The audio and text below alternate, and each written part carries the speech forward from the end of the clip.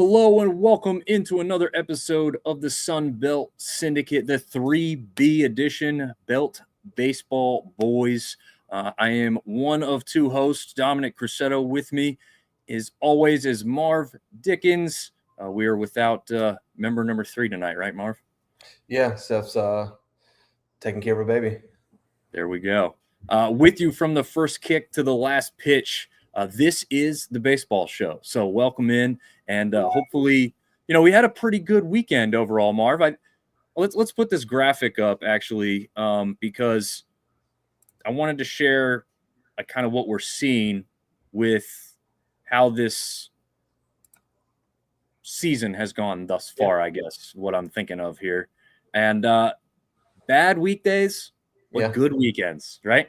and part of that's, you're playing some really good competition on the weekday games, a lot of in-state Power 5 or P4 conferences. But two really good weekends back-to-back for the Sun Belt.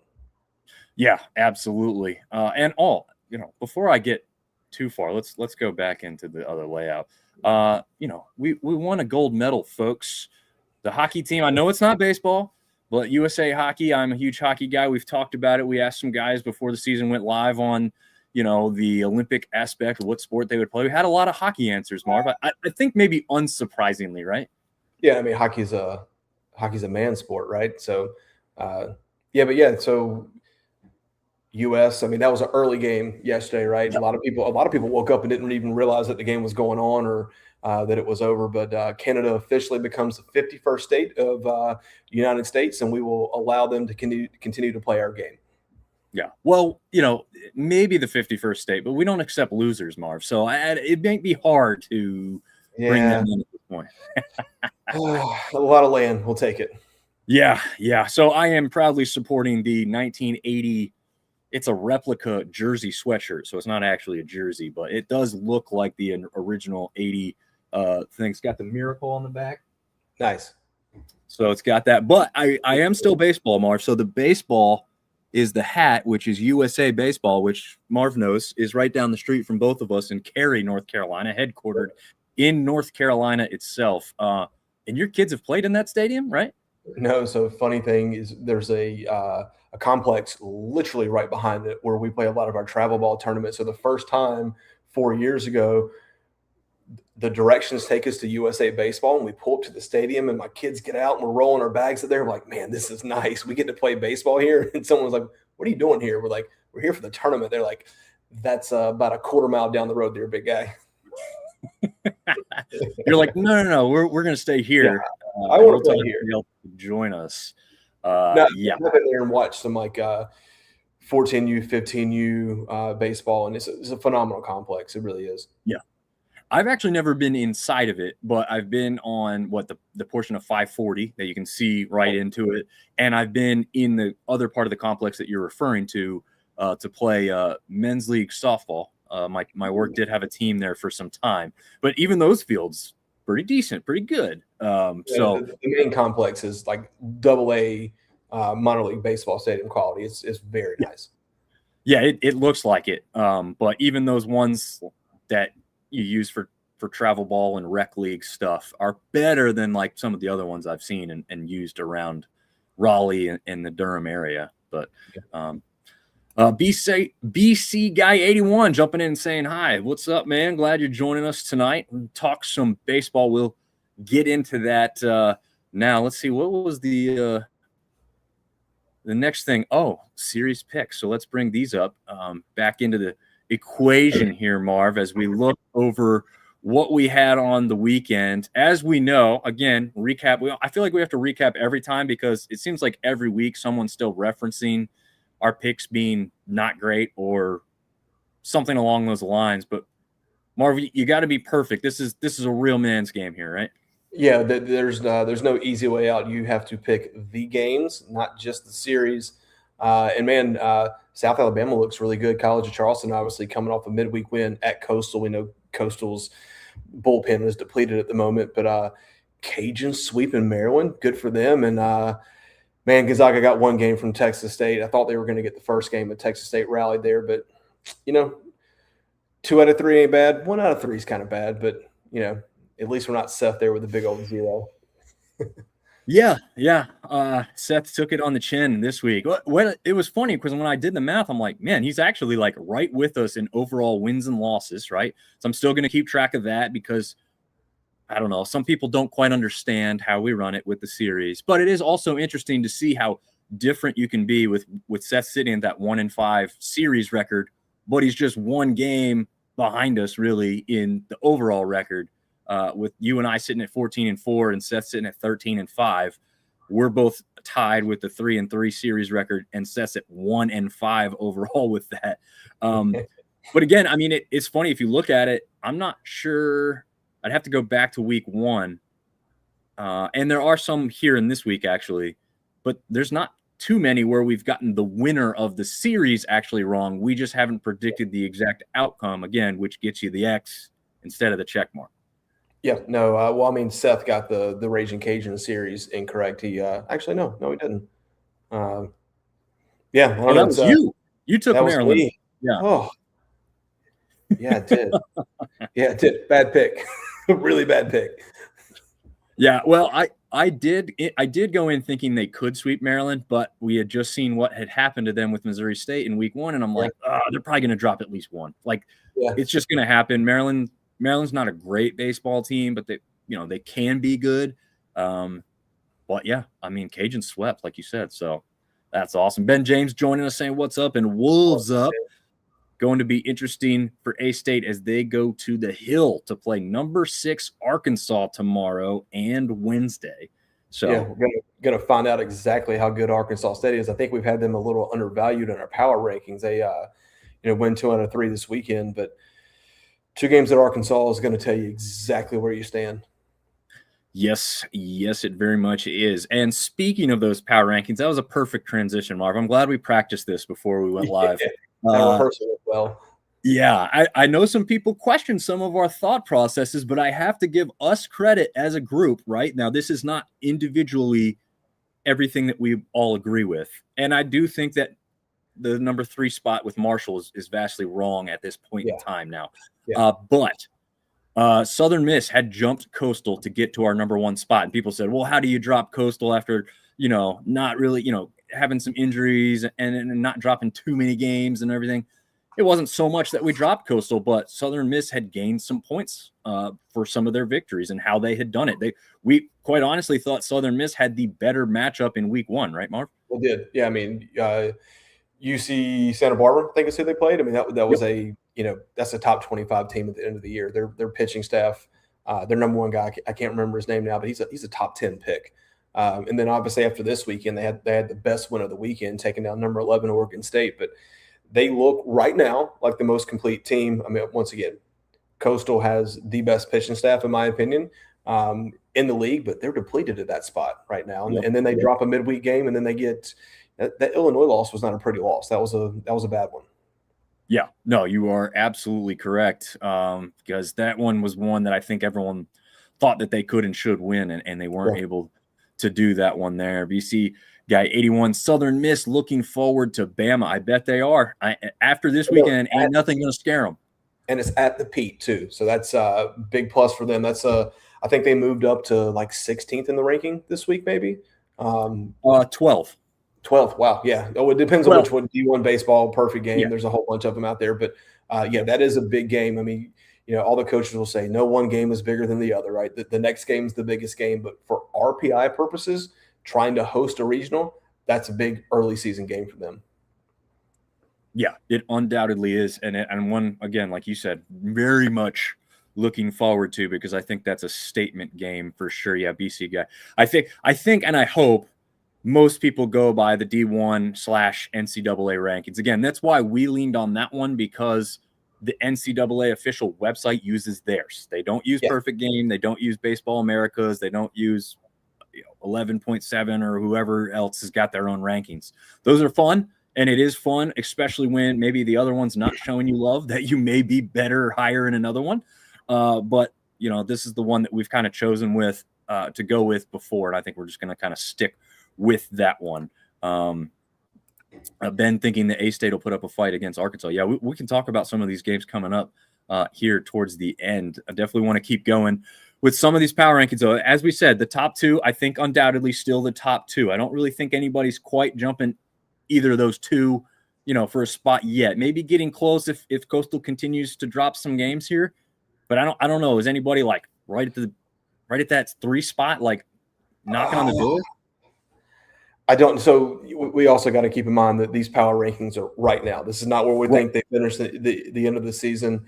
Man, get rid of the weekend, and if Coastal drops another game or two, I mean, Arkansas State, they go and take 1 or 2 from Arkansas and then sweep their series. You might have to move them up. Not saying they're going to go to number 2. Obviously, Marshall's going to fall, but there are some teams playing really good baseball. Louisiana had a great bounce back weekend. Georgia State's playing good ball. App State's 6-1. Once again, not saying they're 1, 2, or 3 in the league, but right now there are teams playing a little bit better baseball than Coastal. Yeah. And again, you mentioned it, Marv. I just want to hit on it again for people that aren't paying close attention to Coastal themselves, right? And Coastal fans are, and obviously a lot of the national media might be, but some of our fans of other teams may not be. They have a lot of injuries on the pitching staff, and we know Coastal's game is pitching. I mean, that's their strong point, right? They've got the bats, but as Dominic Listy told us the other week, they're just a gritty team as far as the offense goes. They don't necessarily light up the scoreboard, but they've got that great defensive aspect with the pitching staff. So if they aren't full strength at the pitching on the mound, it may be showing a little bit, but they're also supposed to get a couple of those guys back. We knew one is lost for the season, and that's unfortunate, but I do believe Fluky's only gone once. We actually talked about that earlier today. They do think he's coming back for this weekend series, so that should be good for them. Dominic Ambrose saying, "What's up, fellas?" Destiny chiming in saying, "Eagles." Big Eagles fan, as we know from football season. She liked to give TJ a little hard time because his prediction on the football aspect was not so great. So let's continue on in the power rankings. A little bit more on this one. I think, again, some stuff made us look really smart going into this week. Southern Miss being number 1 looks really good after this weekend because, again, this was done before Friday's game started. Georgia Southern being number 14 looks really good, unfortunately. Yeah, for them, very unfortunate. But for us, looks great. Like that's the bottom team as of right now, haven't won a game yet. And again, you could probably mix up a lot of the teams in the middle. App State's got that 6-1 record, as you said. But again, you do have to look at some of the opponents they've had. Duke's been the best opponent they have had thus far. And if I'm not mistaken, Duke is not ranked this year, right? They are not. They're still a really good team. We were texting about it. We're talking, mid-major teams, which this isn't a mid-major conference in baseball, but App's got ETSU tomorrow. ETSU is also 6-1, traditionally a very good baseball team. I think you'll find out a lot about App tomorrow. I know it's not going to be your weekend rotation guys going, but you'll find out a little bit about, are they legit or have they just kind of played softer competition?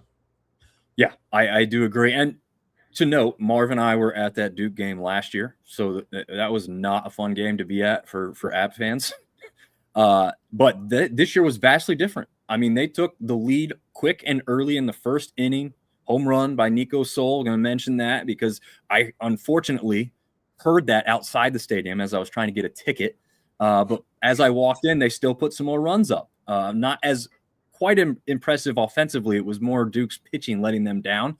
But they were still taking advantage of the situation and had the lead for the first several innings before Duke actually had one good inning of their own, and then they just quite couldn't keep pace with the offense aspect. But the pitching is much improved from last year. It seems like the JUCO arms really have come in and done wonders for the App State team. Anybody else you want to mention on the power rankings? Again, a lot of them could be kind of thrown around a little bit towards the middle, but I mean, listen, Georgia State's going to come up big time for number 10. Yep. They're definitely going to make it to the left side of the screen, at least on my power rankings. Once again, Louisiana had a great bounce back weekend. They'll move up a little bit. But I was just counting 9 teams in the Sun Belt currently winning records. We got, 6 at 5-2, a team at 6-2, and 2 at 6-1. So once again, a lot of baseball to be played. It's still really early. A lot of teams kind of trying to figure out their identity, or maybe shifting what they thought their identity was going to be, like Coastal, having to lean a little bit away from that dominant pitching staff. But Overall, great start. Love to get some of these bigger midweek games won, and they're going to have a lot of teams have a chance. I mean, Georgia State's got Georgia Tech tomorrow. So another big named opponent on the schedule that they'll have a great chance to knock off and make some noise and raise that RPI a little bit. Yeah, absolutely. Absolutely. I agree. That's going to be a good one to keep an eye on. Let's see what we've got next here. So we got a little snapshot of the weekend, the Syndicate Snapshot, as I'm calling it. It's a very fancy name, I know. Everyone's really, really happy to see it.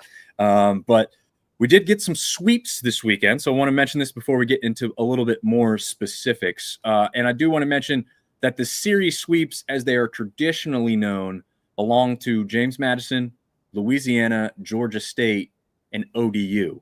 As we've kind of talked about, Southern Miss, not really in a traditional series setup, but they did sweep the weekend. They won all three matchups, as did App State. Again, they had two opponents of the same game and then one different opponent. So not your traditional three-game set, but both teams did win 3 games in the weekend. Now, the teams that are down, they didn't necessarily lose the series, although two of them did lose series, I guess I should say, but only one of them was swept. That would be Georgia Southern, as we kind of talked about, alluded to. ULM lost 2 of 3, but they, again, were not in that traditional series. And then Marshall, once again, not in a traditional series, but they did lose all 3 games. Well, they lost a Navy. game today, too, which was of the 4th game of their tournament. It's just not a great weekend for Marshall. No. Did you get to put eyes on that one at all? I didn't get to watch. I don't think I got to watch any of it. I was obviously keeping track of the scores, but yeah, just a tough weekend. Yeah, they're on the 5-game lose streak right now. Those 2 games to Citadel, 1 to Navy, and then lost to Winthrop today. Yeah, they'll be on the other side of the power rankings for sure. I can't see any reason to keep them in the top 7. But I did get to lay eyes on that one and in ears for sure, because I was working while I was listening to most of it, but I did get to watch some of the plays. They were up early, and then I think they got it to, I mean, it wasn't a large lead. I think it was 1 or 2-0. And then it got to like 5-1, if I'm not mistaken.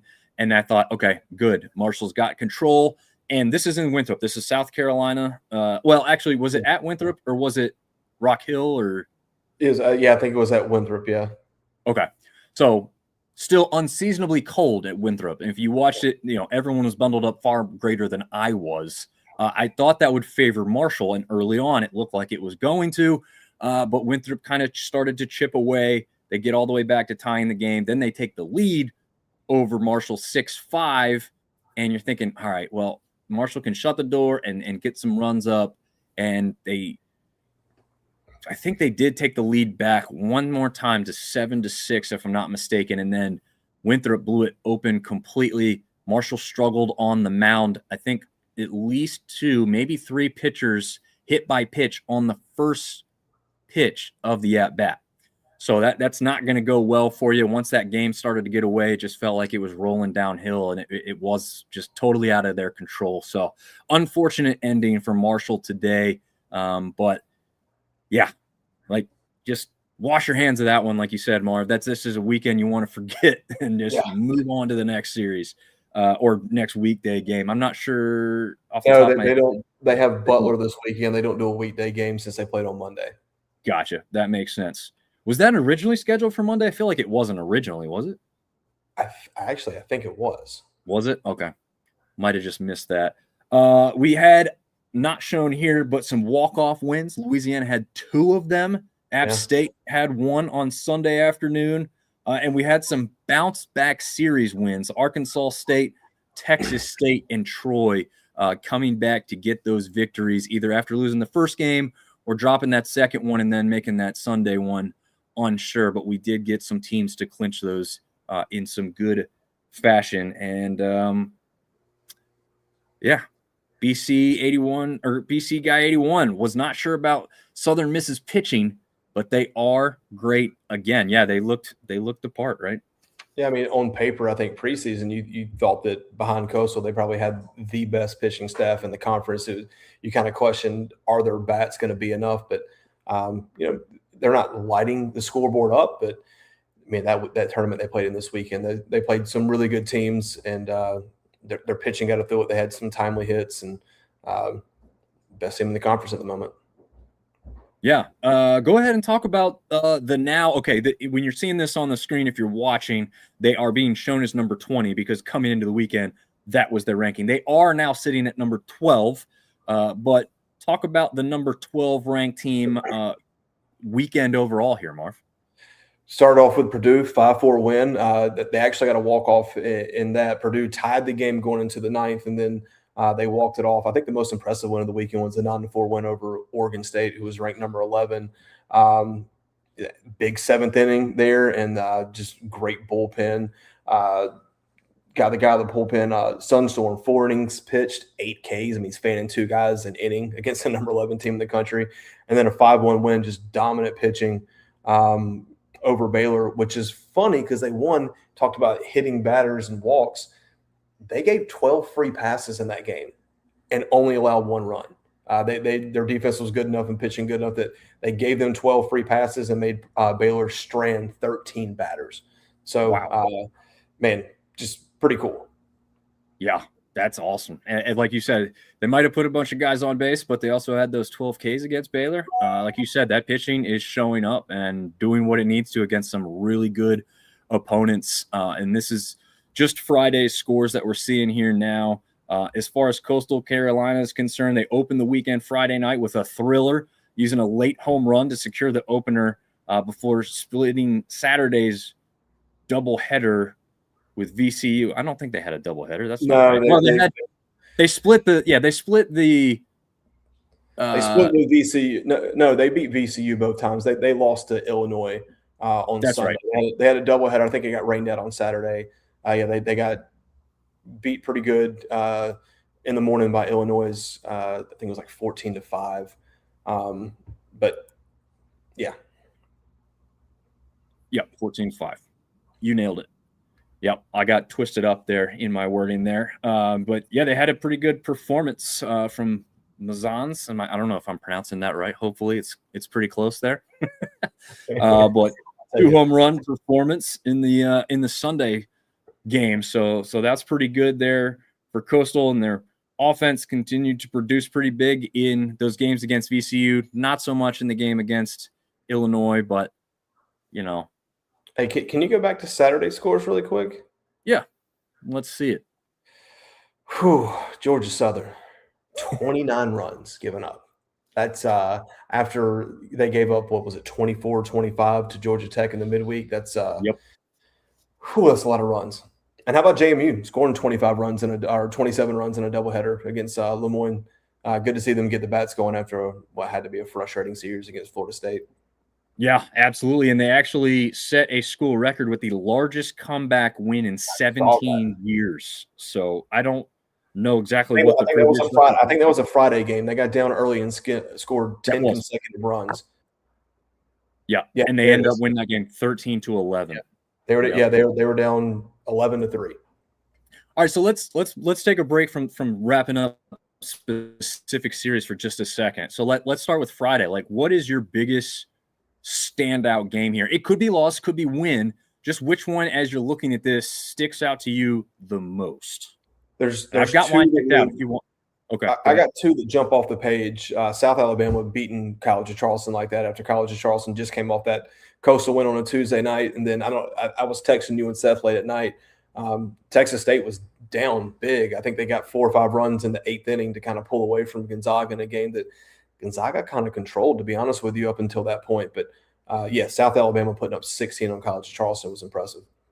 Yeah, that's the one I'm going with for sure, 16-2. If they'd won 8-2, it probably wouldn't stand out to me. The double-digit victory over, like you said, a team that had just beat the best-ranked team in your conference earlier in the week, that's impressive. That's really, really impressive to me, and shows me that South Alabama may be back and for real as soon as this early part of the season. So that's a really good thing for them, fun for us to see. And like you mentioned, Texas State having a JMU-like comeback to get that win against Gonzaga, which is good for us because had Zaga won that game, that they would have won the series 2-1 now, as we now know.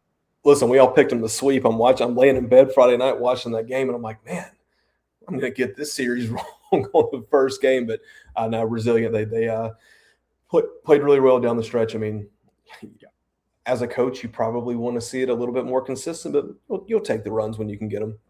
Right. Yeah. No, I do agree. I'm a little surprised you didn't go with the Maryland, Louisiana 6-7 game. As soon as I saw that score and worked on this graphic and then put it out, somebody shared one of those 6-7 memes, and I said, I knew it was going to happen. So, yeah, have a little fun with it. But luckily, the Cajuns were on top in that one, so it is laughable because of that. I don't know if it would have been quite as funny if we came up on the losing end of it.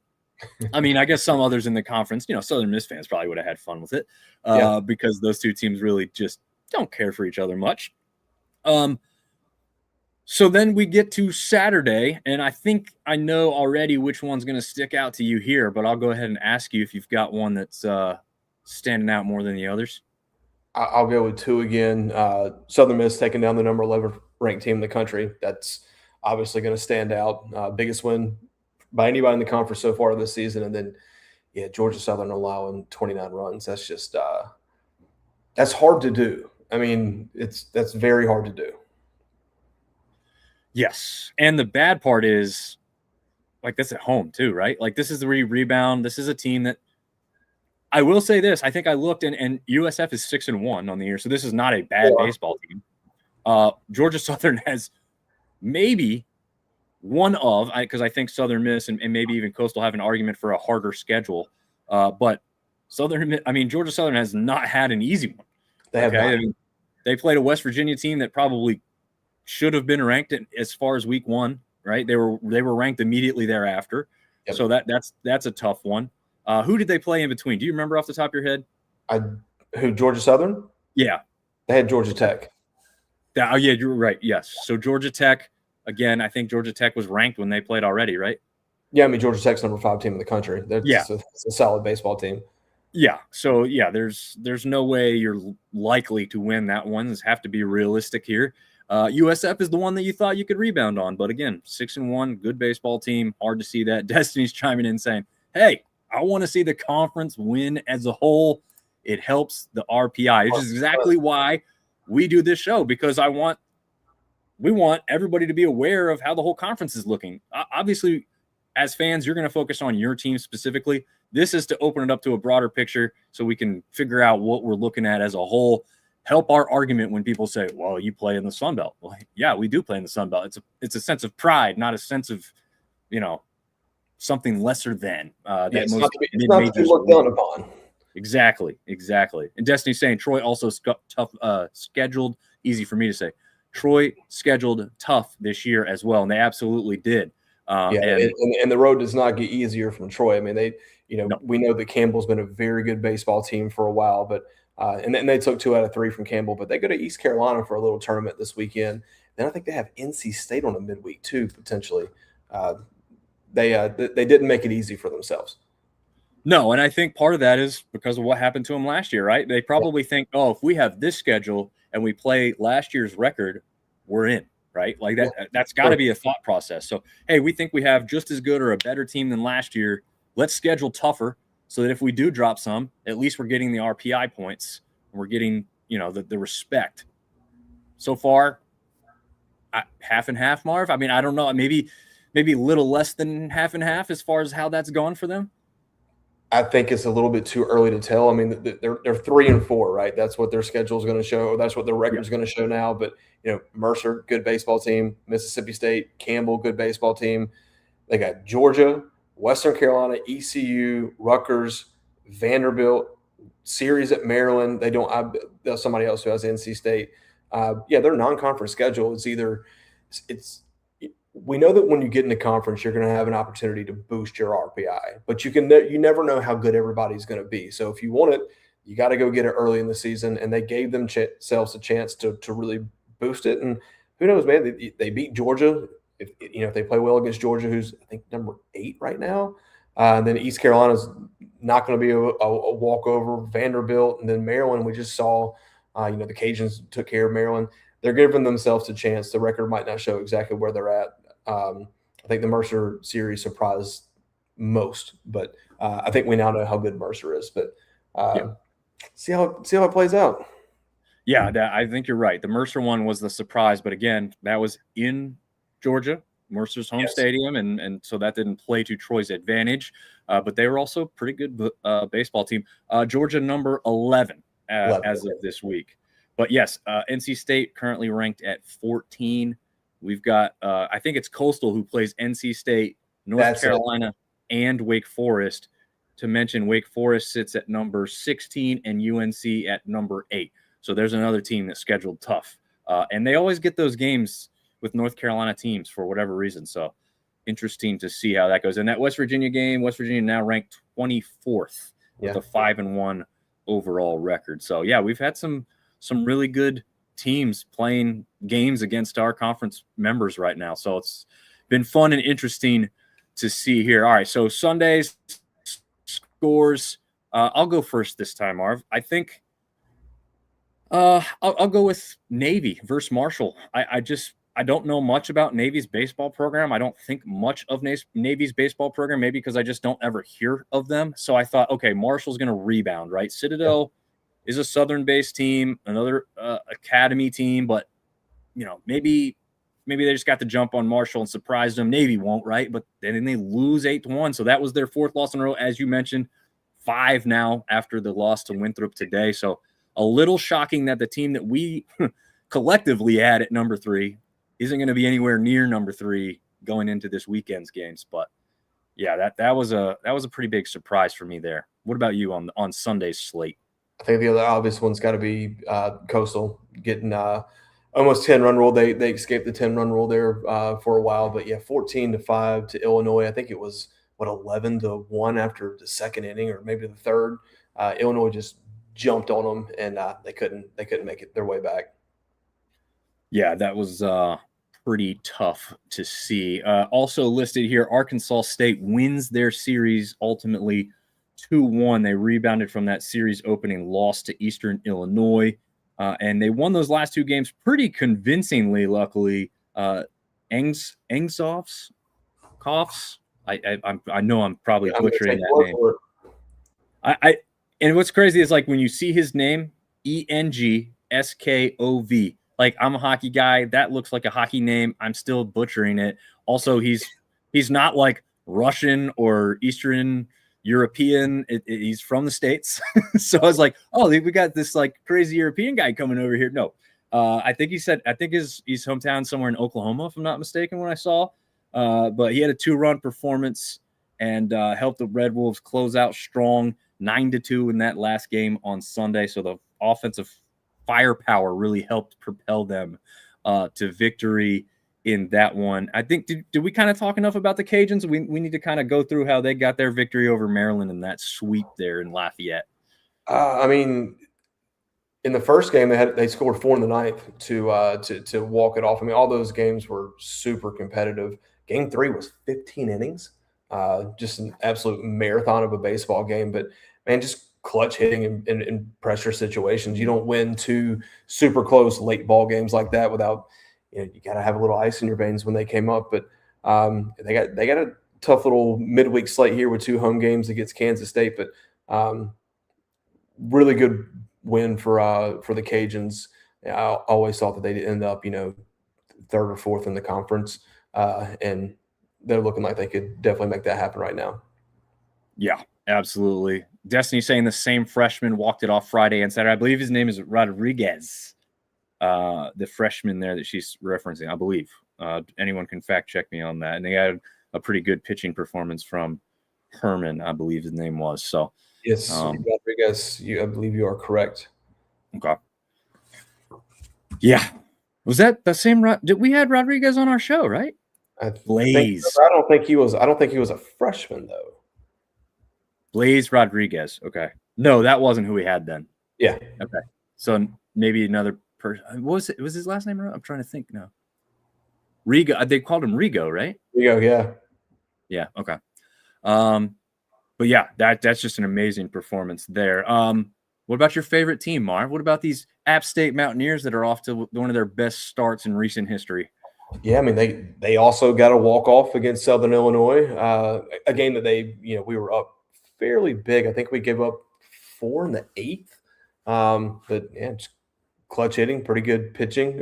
Once again, super early. I don't know how good North Carolina A&T or Canisius or Southern Illinois is going to be. Good to see them hang in really tough against Duke. I think we're going to learn a little bit more against East Tennessee State, and then they travel to Gardner Webb for the weekend. But hey, I think their first in conference series is against Coastal. So better have it buttoned up because I think Coastal's probably obviously going to be a heck of a lot more healthy when they come up the mountain. Yeah, I think you're right. And just to note, Zamora, who we did have on our show, Yep, but Moore got the game. Yeah, legged out a single to first with 2 outs. Man, that was pretty cool. Yeah, and then one of the coolest names. We need to, you know what I need to do? I need to put together an all-name team for Sunbelt baseball because we have some good ones. And Nolan Dorito is one of App State's pitchers. It is not spelled like the Chip, but it is pronounced just as the Chip. One of the coolest names in conference play so far. He had a 13 strikeout outing, and so really, really good game overall for him on this weekend. Again, that pitching from App State has come up tremendously. Talk about the Jags of South Alabama. Okay, in this Sunday game, we see that they lost 6-7, but don't do it. They had already won the 2 games before that to clinch the series. So what are we seeing from Nate Wood and the Jags? Man, they're just playing consistent baseball. I think we talked to them. They said, what do we want to be known for? They said they want to be known as a tough baseball team. Win or lose, you walk off the field and like, dang, that team was good. And that's what they've been so far. I mean, once again, don't really know how good College of Charleston is, but you take a small sample size and know that they had beat, the number 6 ranked team in the country earlier that week. And the final game of the series, the one that they lost on a walk-off, right? They were in that game consistently, but Jags look to be playing some pretty good baseball. I mean, like I said, put up some runs in the Friday game, and you hate to see you lose on a walk-off when you could have got a sweep, right? But right. I think South Alabama's playing pretty good baseball right now. They got two midweeks this week, and then they got they're home against West Georgia. I don't know how good they are, but and give them a couple more weeks, and I think we'll really be able to judge and see where they are. But I like the way they're playing right now. Yeah, and like we alluded to before the season started on their episode, I mean, for those that don't know and maybe haven't paid attention, and some of the newer members of this conference, including App State, Marshall, JMU, ODU, the ones that are further away from South Alabama, like South Alabama is really rich in history when it comes to baseball. They've been down a little bit here lately, but it will not surprise anybody down in that Mobile area if they become a baseball powerhouse once again. So we'll see if that comes to fruition for them. Georgia State crushes Bellarmine in almost all 3 of their games here. Sunday's game is 18-8 final in favor of the Panthers. Grantham's grand slam, multiple 4-hit performances from Carlson and Silas as well. It underscored an explosive weekend at the plate. The bus lot boys really brought it and made no question about it in this weekend's series against, I guess, is it the Bellarmine Knights? Is that what?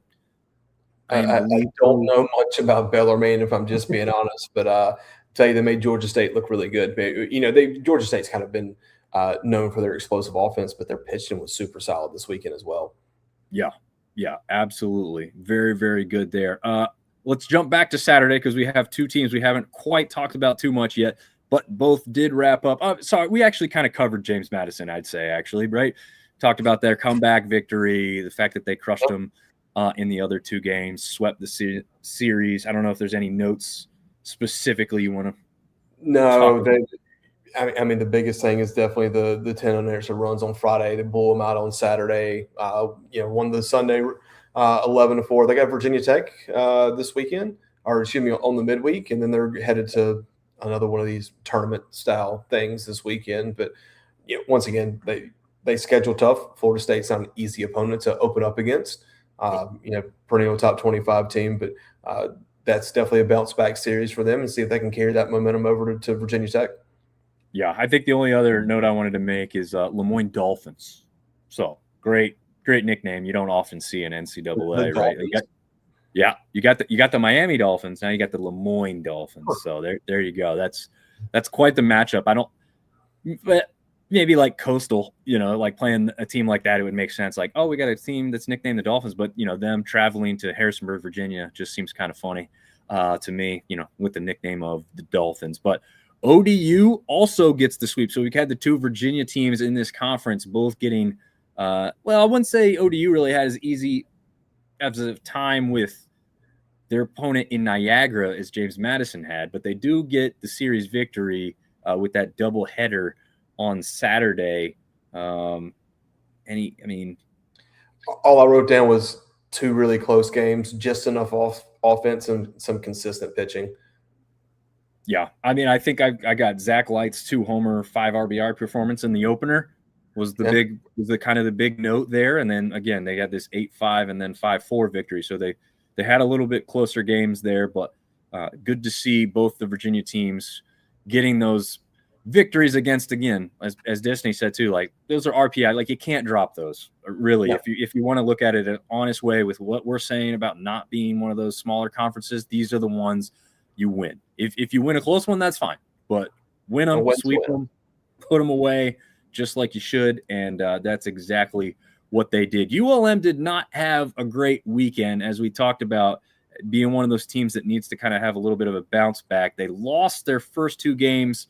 They did rebound and get that victory Sunday against New Orleans team, who has had some upsets over some Sunbelt teams in midweeks in years past. So they did win that one 9-1. With the lack of winning on Saturday and Friday, it's not a ton of stuff to talk about offensively for them, but they did wake up the bats in this 9-1 victory on Sunday afternoon, right, Marv? Yeah, they lost to Northern Kentucky and Alabama A&M. Those are teams that, as a Sun Belt member, you're expected to beat. You need to beat them because, once again, when you get into conference, nothing's going to be easy. So you got to take those wins. The only thing I really wrote down was just really inconsistent baseball. Doesn't seem like they've strung together really good innings or games, to be completely honest. They got 2 midweeks, then they host Western Illinois. Hopefully they can get it on the right track, but I think losing a coach, and I think they had a lot of attrition on the roster. A little bit of a rebuilding year maybe for ULM, but they're not playing. They're not playing great baseball right now.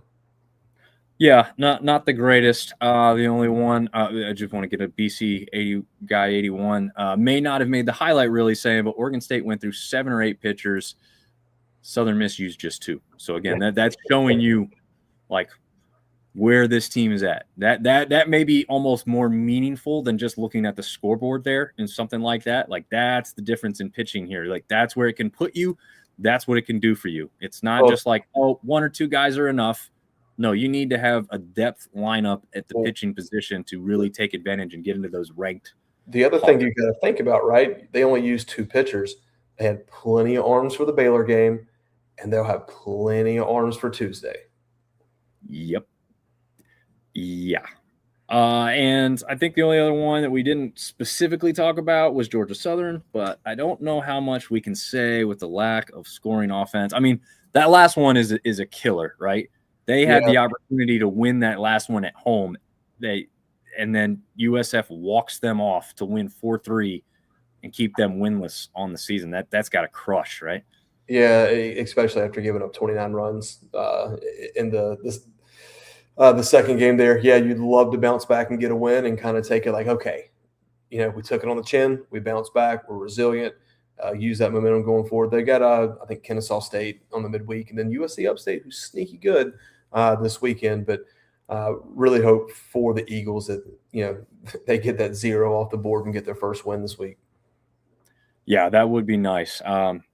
I know as App State guys and App State people are probably like, who cares? But again, as Destiny said, we want everybody to win because this conference may need those things to come into play. You get a Troy situation again like last year. Now we got a difference maker because more of our teams won outside of conference play. I think I'm trying to pull it off the top of my head because I don't have it right in front of me. I think we had a 29-7 12 overall record on the weekend. So like You're right. Yeah. that's pretty good. We won 8 of 9 traditional series. As I said, App State and Southern Miss both winning and sweeping the weekend, but not against one opponent. So I didn't call it a series win in the traditional sense. But we had some really good showings. Now we need the midweeks to improve. And I know, Marv, we've heard over the years midweeks don't matter. They do matter. They matter. So, they matter. Let me ask you this question. There you go. What are your thoughts on these tournament style weekends early in the season? I like them. I like them because I think it both rewards RPI, because as we've heard from some of the coaches, like neutral sites almost reward you better than playing an away game in certain regards, which I don't even know how that makes sense. I would think that it should be more meaningful if you go win on the road. But whatever. I mean, maybe it's just circumstantial in some of those instances. I mean, technically, Southern Miss was on the road. They did not play at their home stadium this weekend in that tournament and got to play, 3 big name teams per se, a ranked team, and win. So, it's just not traditional baseball in the sense of you play a series, right? You're going to see a guy's Friday, Saturday, and Sunday guy. You're going to get your pitchers get to look at their batting lineup for 3 straight days. But I do like having the exposure to different teams. You're able to kind of pick your matchups, your pitching matchups a little better based off the lineup that you're going to see that day, and not necessarily have to worry about this is my Friday guy, this is my Saturday guy, this is my Sunday guy, which you probably do still pitch them in order. But if your Saturday guy is better set up for your Sunday opponent, you get to save them. Right. Yeah, that makes a lot of sense. And Destiny chiming in here, USM is supposed to play in more of these tournaments in coming years, which I'm excited for. I think this also shows the progress of the Sun Belt. This is another one of those things that we can point to for our argument that, like, look, a lot of the times mid-major teams aren't being picked for these tournaments. Sometimes they are, okay? And there's tournaments where, like, it's all mid-major teams, and some of our teams are getting to some of those. But, like, Southern Miss being in this, they were one of the headlining teams, right? Like, this is one of the ranked teams. This is one of the teams that everybody wants to play because they want to prove themselves against them. And Coastal's been in those situations as well. So hopefully we can get a couple more teams to even get into that kind of mind frame or, center point of their baseball universe, and when it comes to saying, hey, we got to have these guys. Let me ask you this. What do you think about a series like App did where you play an away game, a neutral game, and a home game against different opponents in the same weekend? Yeah, well, it actually ended up not doing exactly. You're right. That because I know that they were not scheduled to play A&T twice. No, they weren't. It was 3 different teams, wasn't it? Or yeah, it was. And I think the weather switched, and that's why they had to play. I think Sunday was supposed to be in Boone. I think it was supposed to be like a play at A&T, play in Hickory, and then come back, almost like a work your way back home kind of deal. Yeah. So that was interesting. I mean, I don't know. I mean, if you get points for it, I think it's a genius play by the coaching staff and the scheduling aspect to do something like that. But yeah, I mean, I think as fans, you're kind of wondering, like, why are we doing this? It does look, but that was great. Because it's cold in Boone this time of year. Yeah, and if you haven't been paying attention, Boone is under like snow and ice. Like I don't know. I haven't specifically talked to Seth to see exactly what the snowfall is where he's at, but people are sliding off roads up there. Yeah, I think they got 6 inches on Saturday. Yeah, that's rough. That's one reason why they have an artificial turf field. So probably, they don't probably going to be a fun ride to Johnson City tomorrow. No, yeah, you're right. It'll be interesting to see if maybe they postpone that one or something. I mean, I think by then they should probably be able to get out, but you would think. We'll see. I mean, it looked worse than usual, and I think part of it is like once they were compacting that snow, it was freezing, and then people thought, oh, it's just snow. No, you've packed it down enough now that you got a layer of ice underneath the snow, and that's where the problems were arising. And I don't care who you are, you can't drive on ice. You can drive on snow. You can't really drive on ice, at least not, ice road truckers. Okay, yeah, you they've got some experience. We ain't dealing with those types of people on the mountain of Boone. So, yeah, we'll have to see. As you mentioned, Virginia Tech, James Madison, Campbell in Coastal Carolina on Tuesday. Arkansas State, Arkansas, Georgia Tech. Georgia State, Georgia Tech, yes. Southern Miss, Alabama. ULL's got Kansas State. Let's see. Oh, here's one. UTSA is coming up here a little bit, and they're playing Texas State. Those two teams, those two schools hate each other, and now they're both playing pretty well in baseball. That one's going to have some heat to it. Yeah, and then James Madison, Virginia Tech. That'll be another big. So, yeah, once again, lots of opportunities to boost the RPI and the conference status on the midweek. The only thing I hate about this is that I can't watch all these games. It's impossible. It's literally impossible.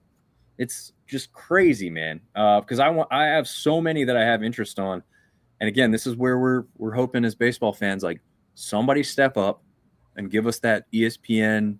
Oh gosh, I'm going.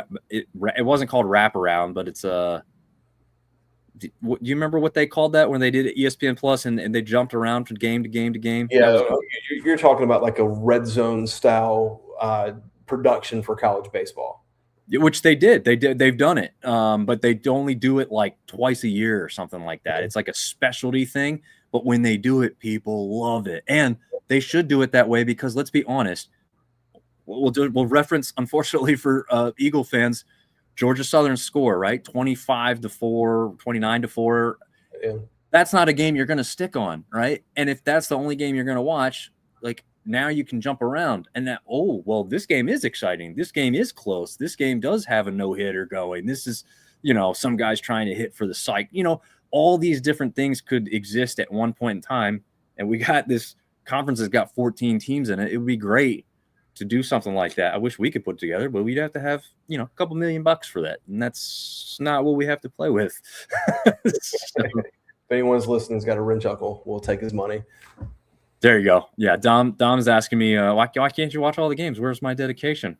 It's not to get no sleep. I know we have don't sleep, but I have to get some actual sleep. And then BC Guy 81 saying the ESPN does have the 4 on one screen. Yeah, you can do that. I'm not the biggest fan of that. Yeah, I'd rather just manually click back and forth. I don't want to think of that. Just show me the good stuff. Yes, exactly. Make it easy for me. Make it like Red Zone. Just tell me what's going on that I need to pay attention to in this game. Like, because if you're paying attention to one game, that means you're not paying attention to another. I know you can just quickly glance, but you are going to miss things, especially when you don't have the audio for all 4. So you can only listen and watch one at a time, essentially. It just makes it easy to jump around. But yeah, is there any weekend sets really big coming up? I'm trying to look and I don't see anything massive right off the bat here.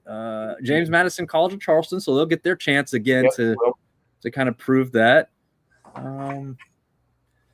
Georgia Southern really doesn't get any easier. They've got USC Upstate who won their conference last year. So that's going to be a tournament in Greenville. James Madison's at a tournament. ODU's got UNC Charlotte. Yeah, no, nothing jumping off the page unless I'm missing something. Yeah. Well, Coastal, I think you said Coastal's at a tournament, right? I believe they are. Let's see. Yeah, and they're playing Texas in their very first game in Houston, so that'll be rough. Yes, no, they have a very big tournament this weekend. They're playing some big name teams. And when I say rough, I don't mean that they could or should lose. I'm just saying like that's not going to be easy because this is a bounce back weekend for them, right? Coming off of 2 losses last week, they can make it back up this weekend. Yeah. Oh, here's one more. Ruston, Louisiana, playing host to Southern Miss. Now again, this is a La Tech team that's knowingly coming into this conference, and a team that this is a history, a tradition that these two teams don't like each other at all.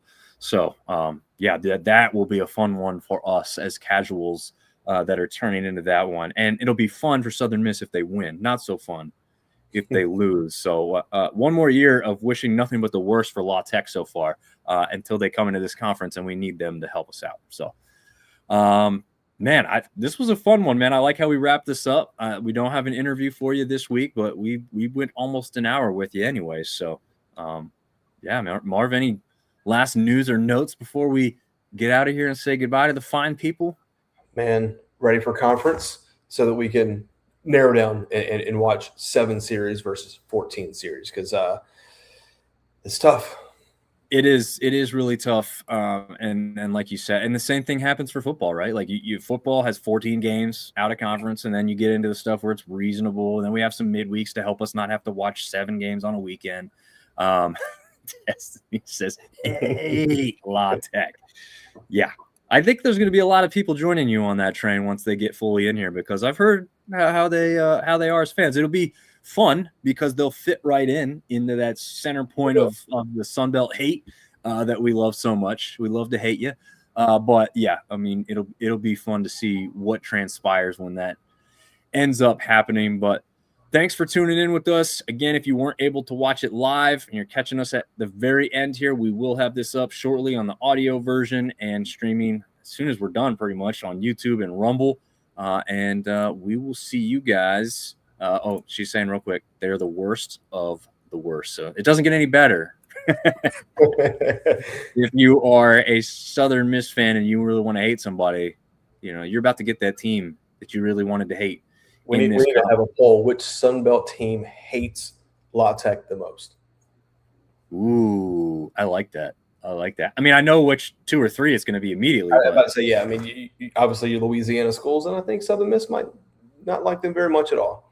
No. And to note, there's some teams that played them in Conference USA days. So, there may be some ODU fans who hate them or something, random, that were like, oh, wait, I didn't really remember that. Marshall and La Tech had some games. So be really interesting to see.